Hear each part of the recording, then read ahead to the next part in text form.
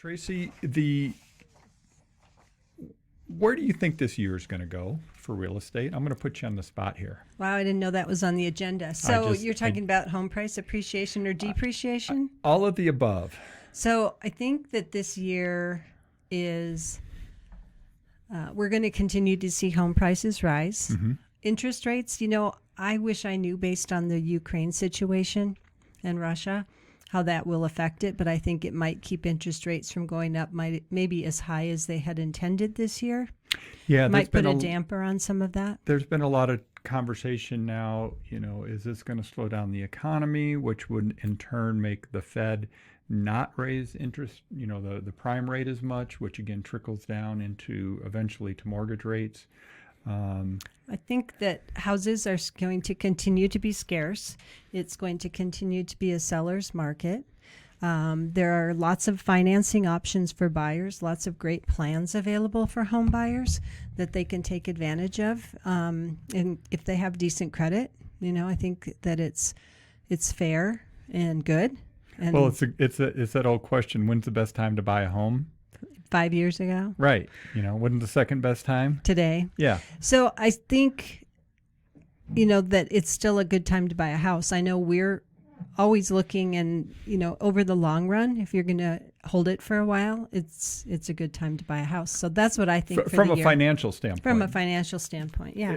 Especially if you want a primary residence. If you need to live somewhere, our houses are still more affordable with interest rate increases than renting.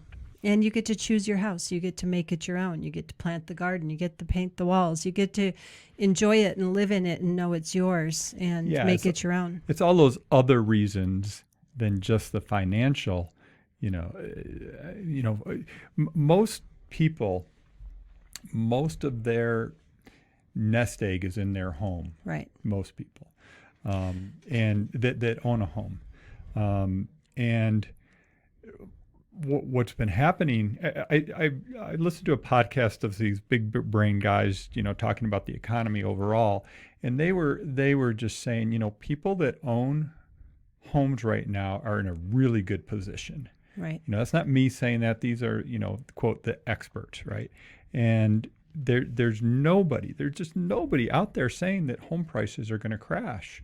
Right. The other thing that I think we're going to see this year, because we've already started to see it a little bit, is property management, mom and pops and smaller holders of property are going to sell and take advantage of the market and move their money somewhere else and just take advantage, because we've had some people who own 3-4 rentals calling us saying, I'm ready to take advantage of this market and sell those properties.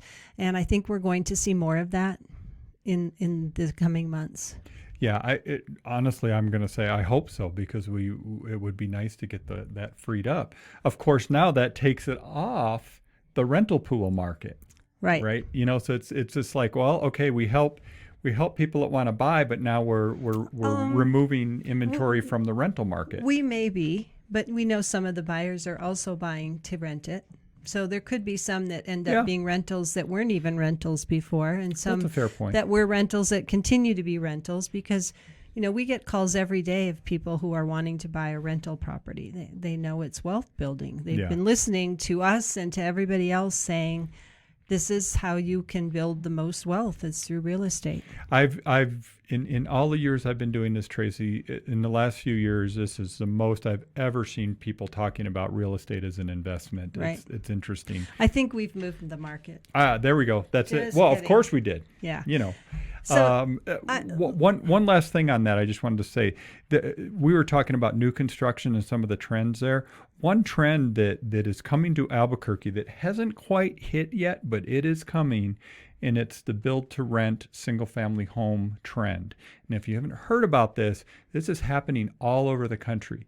I saw a stat. What was it? You saw a stat? I know. Can you believe that? Unbelievable. I know. I saw a stat, So, and I actually paid attention to it. Build to rent. So they're building many homes, like a neighborhood. Correct. And they don't intend to sell them. They intend to rent them. Correct. Right. I'm just being really clear because that's a new concept for our listeners. It is. Instead of a apartment, development, and they're, doing multi-unit that way, what they're doing is they're just building a bunch of single-family homes, standalone single-family homes, and turning them directly into rental properties. It's a big trend. It's happening all over the country. There's literally billions, multi-billions of dollars being poured into that around the country. I know it's huge in markets like Orlando, Texas, Florida markets, California. Well, California, not so much just because they're high priced. Phoenix. And I've talked to a few people that are in the know in the Albuquerque area, and it's coming. It's coming to Albuquerque.